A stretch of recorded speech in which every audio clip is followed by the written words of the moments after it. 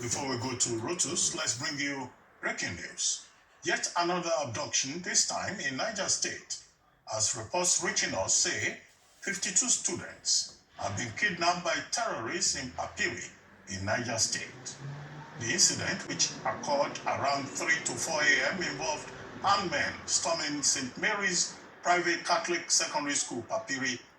This latest attack comes barely days after 24 schoolgirls and a vice principal were abducted from Government Girls Comprehensive Secondary School in Magatown, Kebbi State. Very sad. Just about what we were discussing this morning. The security challenge is really a very serious one. Same story all the time. And the families that are affected, they also have a right to have safety, dignity of life, and the schools just need to be safe. Students, these are very innocent people, the people who will represent the future of Nigeria. What kind of memory are we establishing? Anyway, you are a mother, so... Yeah, I was going to say, Dr. Abati, they often say, don't be sentimental, emotional. It's difficult not to be emotional and sentimental about this because as long as you're a human being and as a mother, you imagine that there are mothers who sent their children to school, fathers who sent their children to school, and they've been abducted. It's beyond, it's sad. And to be honest, on days like this, it's very difficult to do the job because you're just overwhelmed by the state of things in the nation. But we must continue to keep hope alive and trust that our girls, including these students who've been kidnapped, will be brought back safely. Ẹ̀yin ni wa mo kí wa, ẹ kú dédé àsìkò yìí, ẹ kú bí ojú ọjọ́ ṣe rí, àdẹ̀kú òpin ọ̀sẹ̀, mo kí ẹ̀yin bàbá ẹ̀yin ìyá, mo kí wa lógúnlógún, mo kí wa lọ́gbọ̀nlọ́gbọ̀n, a kú bí ojú ọjọ́ ṣe rí o. Ẹ̀yin náà ẹ wo fídíò tí ẹ wò kọjá yẹn. Ohun tó ti ṣẹlẹ̀ ní Niger State ni another 52 students. Àbí how many of them? Àwọn kan sọ pé 100, àwọn kan sọ pé 50. Ṣé mọ̀ pé àwọn tẹlifíṣàn ìjọba tí wọ́n bá fẹ́ gbé ìròyìn síta bọ́n ṣe ń ṣe lélẹ̀. The accurate figure wọn ní fún wa. Wọ́n kidnap ẹnìkan o, èèyàn méjì ọmọ school, ẹran ti ṣíbógẹ̀ tí today wọ́n ìwà lákàtà àwọn agbésùmọ̀mí. Ìjọba Nàìjíríà ò rí nǹkan ṣe sí. Ìjọba Nàìjíríà ò rí nǹkan ṣe sí. Another student again. Ohun tó ń yà mí lẹ́nu ni pé everybody everywhere pa lọ́lọ́. Kò sẹ́ni tó lè ṣe nǹkan kan, àwọn ọ̀dọ́ ò lè fẹ̀hónú hàn. Kò sẹ́ni tó lè ṣe anything. Àwọn ìjọba Amẹ́ríkà ni wọ́n ń bọ̀ ní Nàìjíríà. A dẹ̀ ṣe rí àwọn èèyàn tó ṣì ń sọ pé kán máa wá. Ẹ jẹ́ ká ronú sọ̀rọ̀ yìí. Ẹ jẹ́ ká ronú sọ̀rọ̀ yìí. Ẹ jẹ́ ká ronú sí dáadáa. Ẹ gbọ́ nǹkan tí àwọn international community, ẹ gbọ́ nǹkan tí wọ́n ń sọ lórí ọ̀rọ̀ Nàìjíríà. Ẹ gbọ́ ohun tí wọ́n ń wí lórí ọ̀rọ̀ Nàìjíríà. Who is going to fix Nigeria? A ti sọ wípé kò sẹ́ni tó lè tún Nàìjíríà ṣe. Mo dẹ̀ fẹ́ kẹ́ ẹ jẹ́ ká fọpọlọpọ̀ gbé nǹkan kan o. Ẹ̀yin tẹ́ ń sọ pé a ti lọ join olóṣèlú. A dúpẹ́ lọ́wọ́ yín o. Bẹ́ẹ̀ ń ṣe mọ̀ ń sọ nìyẹn, bí ẹ ṣe ponú, ẹ̀yin tẹ́ ya òpònú, tẹ́ ya àpọ̀dà, ẹ̀yin ọlọ́pọlọ kúkú ẹ̀dá ènìyàn. Ẹ̀yin tó jẹ́ pé wọ́n ń ronú fún yín ni. Wọ́n ń ronú fún yín, wọ́n ń fọ̀rọ̀ sí yín lẹ́nu. Tọ́n bá tẹ̀ fi yàn, tọ́n bá rán ọmọ níṣẹ́ ẹrú ṣe bóyá kẹ́yìn fi tọmọ jẹ ẹ̀. Ẹ jẹ́ ká ṣe ìlàkàyè, ẹ jẹ́ ká fọpọlọ máa ṣe nǹkan. Ní gbogbo bá a ṣe ń ké tọ̀tàn tí mo wà nílùú òyìnbó tí mo ní ọmọ. My first daughter ó wà ní camp nísìn níbi tó ti ń serve as a youth corps. Ọkàn mi ò balẹ̀. Pẹ̀lú gbogbo bí ìpànìyàn ṣe ń lọ káàkiri, èmi á máa bá wọn fẹnu sọ pé kí àwọn àjọ àgbáyé tó fẹ́ wá gbà wá sílẹ̀ lọ́wọ́ pàyànpàyàn, màmá ní kó máa wà. Tí mo lẹ́bí, mo ní bàbá, mo ní ìyá, mo lẹ́gbọ̀n, mo lábúrò, mo ní mọ̀lẹ́bí. Ọ̀pọ̀lọpọ̀ yín náà tí ẹ̀ ń wò wá tá a mọ̀ yín rí, ẹbí wa náà ní as far as ẹjọ́ ọmọ Yorùbá. As far as ẹjọ́ ọmọ Yorùbá. Pẹ̀lú bí gbogbo nǹkan ṣe ń lọ, ẹ wo ọ̀rọ̀ Nnamdi Kanu, àyàbá nìyẹn tó lóun ló fẹnu ara ẹ̀ kó bára ẹ̀. Ẹ wo ẹ̀yin sọ̀rọ̀sọ̀rọ̀ ẹ jẹ́ ká ṣọ́ra àwa sọ̀rọ̀sọ̀rọ̀ ẹ wo nǹkan tó ń lò against Nnamdi Kanu ẹ lọ check àwọn ọ̀rọ̀ tí Nnamdi Kanu sọ mo ti sọ lórí ìkànnì yìí rí pé tí wọ́n bá máa fi Nnamdi Kanu sílẹ̀ alhamdulillah ó di ọwọ́ Ọlọ́run o ó di ọwọ́ Ọlọ́run Elédùmarè tó bá máa fi Nnamdi Kanu sílẹ̀ mo ti sọ ẹni tó bá ń tẹ̀lé mi dáadáa tó ń gbọ́ fídíò mi tó ń wò mí mo ti sọ sẹ́yìn nítorí àwọn ẹ̀sùn tó fi kọ Nnamdi Kanu àwọn ẹ̀sùn tó clear ní tó hàn gbangba àwọn ọ̀rọ̀ àlùfàǹṣà ká bọ́ sórí ayélujára torí àwọn owó àbí nǹkan ká máa ṣépè ẹ wo bá ṣe máa bú àwọn ọba àkọ́kọ́ irú Olúwo ń sílẹ̀ bá wo ẹnu sí Olúwo lára ó tó bẹ́ẹ̀ ojú bẹ́ẹ̀ lọ tó rọrùn ló gbéra sí ipò kan máa bùn kí ló ń wá lórí social media ó bá wa ń drag social media ni ẹ gbọ́ àwọn ọ̀rọ̀ tó ń sọ sílẹ̀ wá àlè lajú sílẹ̀ ká máa wò ṣùgbọ́n ẹ jẹ́ ká ṣọ́ ọ̀rọ̀ sọ àwọn ọ̀rọ̀ tí Nnamdi Kanu sọ ni wọ́n fi mú o òun náà lò against ẹ̀ lẹ́ni o life imprisonment ká máa wá sórí ayélujára ká máa bára wa jà màá wá síbí màá wá jáde màá sọ̀rọ̀ ẹjọ́ ibo lẹ ti rí èmi kí báyọ̀ jàrí ní orí social media yìí àwọn tó mọ̀ mí físíkà gan wọ́n mọ̀ pé jẹ́jẹ́ mi ni mò ń ṣe ẹ wá sórí màá ṣe fídíò ẹ wá máa ṣépè fún mi ẹ wo èpè tí ẹ bá mọ̀ pé orí yín lè gbé ni kẹ́ máa ṣe o ṣé mọ̀ pé mi ì dá yín lóhùn gbogbo ẹ̀ ni mo ń rí gbogbo ẹ̀ ni mo ń rí ẹni tí ò bá ti fẹ́ kí wọ́n gbé òun sin kí ọdún yìí tó parí ẹni tí ò bá ti fẹ́ kí ariwo ẹkún ìkáwọ́sórí fẹsẹ̀ janlẹ̀ nínú ìdílé wọn ẹ yé kọ́mẹ̀tì sọnù sórí fídíò mi mọ́ jẹ́jẹ́ mi ni mo ń ṣe o orí platform mi ni mo wà mi ò dẹ̀ báyàn jà kò sẹ́ni tí mò ń bá jà o ìwọ tán bá wá pè é tán bá bá ẹ sọ̀rọ̀ ó yẹ tí o bá ní ọpọlọ tí àwọn bàbá ẹ àti ìyá ẹ bá kọ́ ẹ dáadáa nílé torí ẹ ò bá gbàbọ̀dè ó yẹ kó wọ́nà kó wò pé ẹni ń sọ̀rọ̀ ó yẹ kí gbọ́rọ̀ lẹ́nu ẹnì kejì bí ẹni tó lọ́pọlọ ṣe ń ṣe nìyẹn o bí ẹni tó ní ọpọlọ tí wọn kì í ronú fún bó ṣe ń ṣe nìyẹn ẹ wò pé ẹni yìí ló sọ̀rọ̀ fún mi at least ẹ jẹ́ kí gbọ́ lẹ́nu kejì kí gbé méjì bí nílẹ̀ Yorùbá ń ṣe ni wọ́n ní agbọ́jọ́ ẹnìkan dá wọn lágbà òṣìkà ní báwọn Yorùbá ṣe ń pa lówe nìyẹn ṣùgbọ́n òpònú lọ̀pọ̀lọpọ̀ yín ẹ wá ń ṣépè fún mi kí ni mo ṣe ṣé ẹ rí mi pẹ̀lẹ́yìn kan jà ni tí wọ́n bá tiẹ̀ rán ẹ níṣẹ́ òní sọ pé no àbí kẹ́yìn bọ́ síta kó wá sọ̀rọ̀ kó wá máa rántí ẹ ní wo ẹ jẹ́ ká ṣe bí orí social media lẹ́wọ̀ ẹ jẹ́ ká máa wo ìwà sí wa ẹ ti mọ̀ bẹ́yàn ṣe rí nínú ilé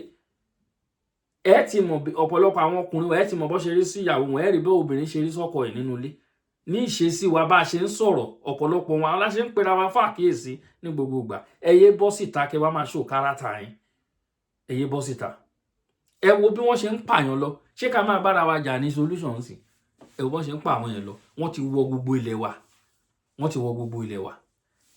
ẹ̀yin tẹ́ ń wá sórí comment tẹ́ wá ń comment tẹ́ ń sọ oríṣiríṣi lẹ́nu ọjọ́ mẹ́ta yìí ẹ ṣọ́ra yín o tẹ́ bá fẹ́ kẹ́ fi ayọ̀ àti àlàáfíà kẹ́ fi ṣọdún torí jẹ́jẹ́ mi ni mò ń ṣe èpè tẹ́ ń ṣẹ́ mi ì bá ń jà ẹ̀yin lẹ́mọ̀ kan tẹ́ rí tẹ́ fi ń ṣépè kí ló lè dé tẹ́ ń kọ oríṣiríṣi kí ló lè dé tẹ́ ẹ bá fẹ́ kán gbé yín sin kọ́dún yìí tó para abẹ́ ẹ̀ fẹ́ fọwọ́ yín gbọ́mọ sí don't come to my platform again that is it don't come again. mi ò kì í ṣẹgbẹ́ ìpọ̀nrín pọ̀gbà ìyálàyà bàbá yín tí bá sọjú orí mi fún yín you may not believe so bó ṣe jẹ́ nìyẹn ẹ̀yin ènìyàn wa ẹ rí gbogbo ẹ̀ bó ṣe ń lọ lọ́tún lọ́sí ẹ wo àwọn agbésùmọ̀mí bó ṣe ń yan fandafanda nínú ìgboro ikú tó ń pojú gbà ẹni òwe ńlá ló ń pa fún ni o ikú tó ń pojú gbà ẹni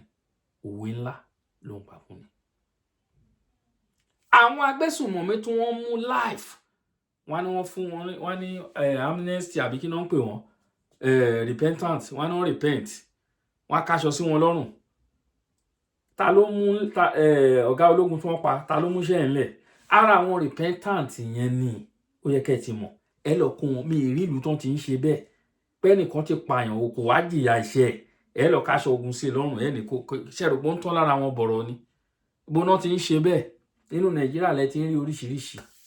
oríṣiríṣi lẹ́ ń rí nínú Nàìjíríà oríṣiríṣi la máa rí nínú olówó àánú Nàìjíríà ṣe ẹni kan tẹ́ ti sọ̀lúdà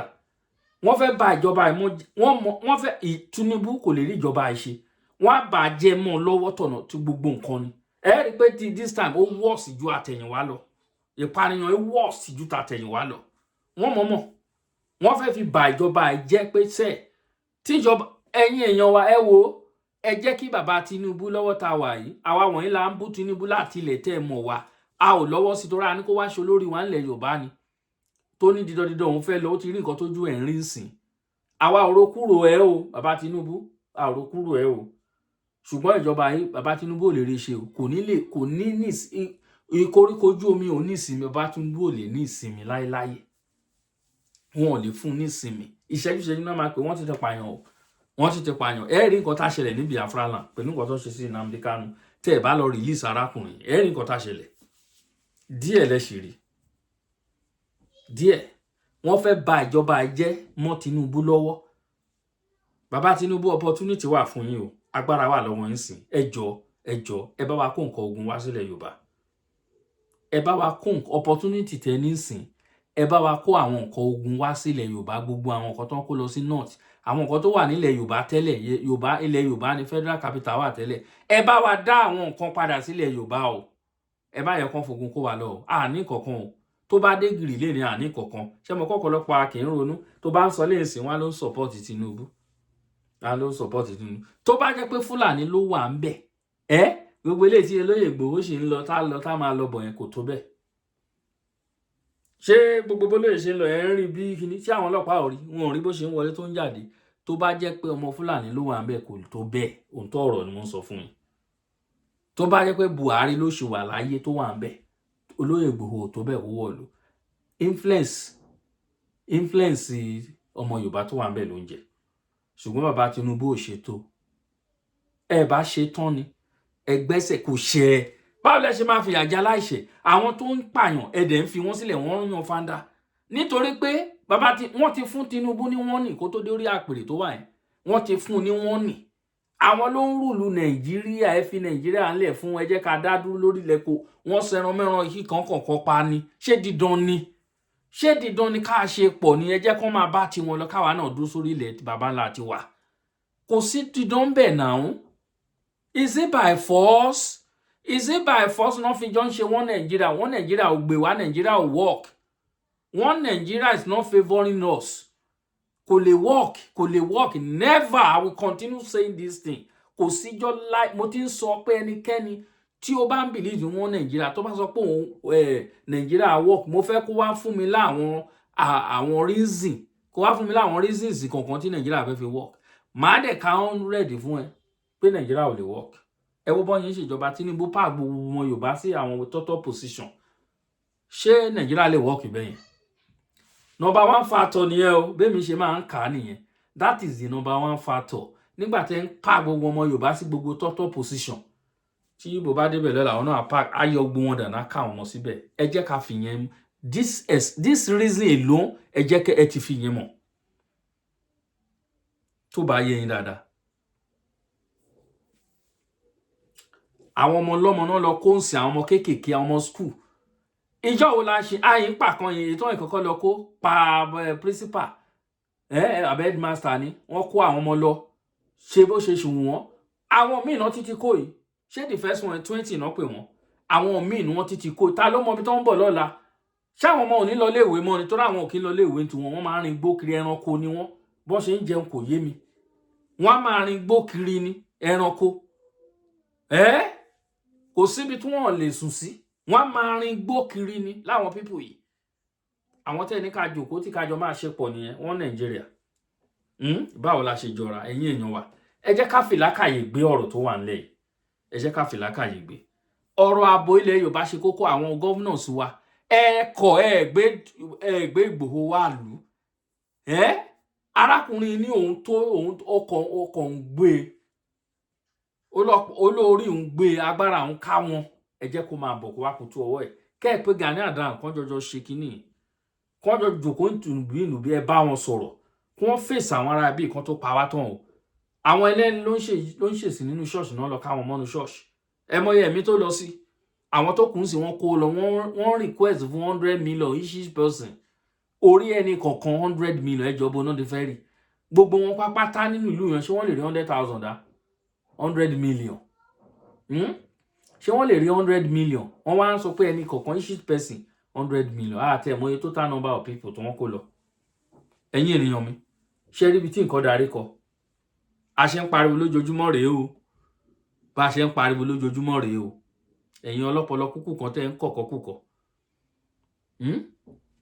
èmi ò dá yín lẹ́bi ṣá o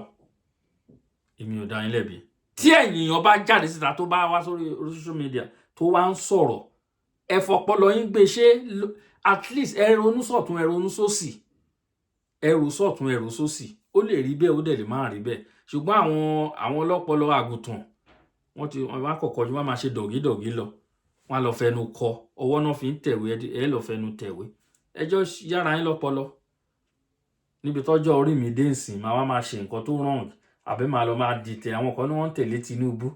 níbi tí mo dé orí mi ẹlẹ́dàá mi kọ̀ Tinubu politics I reject it in 100-fold